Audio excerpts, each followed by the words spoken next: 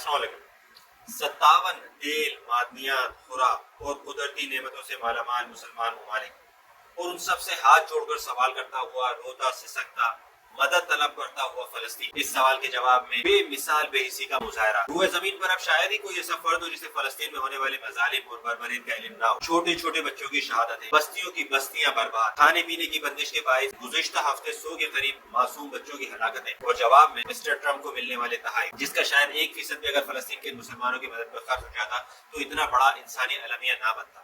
مگر دوسری طرف وہ ملک آگے بڑھا جس کے آباء و اجداد کا سلسلہ تو شاید چنگیز خان سے ملتا تھا۔ نحن قربان لقربان الله، نحن قربان لقربان الله۔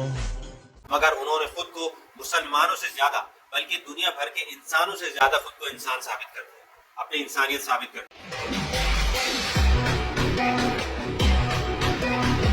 اور جنگی لڑاکا طیاروں کی حفاظت میں کسی حکمران نہیں بلکہ اپنی خوراک کو اسرائیل کی فضاؤں میں بھیجا اور مسلمانوں کو غذا مہیا۔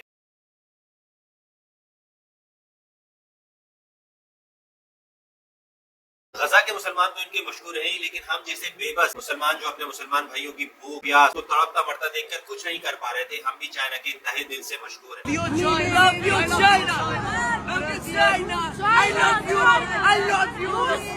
جس نے وہ کر دکھایا جو ہمارے بڑے بڑے طاقتور امیر و کبیر حکمران بھی نہ کر سکتے۔ اللہ پاک سے دعا ہے کہ اللہ پاک چائنا کو حقیقی اسلام کی دولت سے مالا مال فرمائے، وہ حقیقی اسلام جس میں عمر نے کہا تھا کہ دریا کے کنارے ایک بکری کا بچہ بھی بھوکا مر گیا تو عمر سے سوال ہوگا، نہ کہ وہ اسلام جس پر ہم جیسے مسلمانوں سے Pepsi, Coca Cola, McDonald تک نہیں چھوڑا جا رہا، بلکہ اس کے لیے ہم طرح طرح کے جواز بنا کر اپنے دل کو اطمینان دلانے کی کوشش کر رہے ہیں۔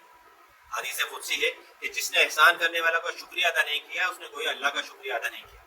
ہم تہہ دل سے چائنا کے شکر گزار ہیں۔ اللہ پاک غزہ اور فلسطین کے بے بس مسلمانوں کی مدد فرمائیں۔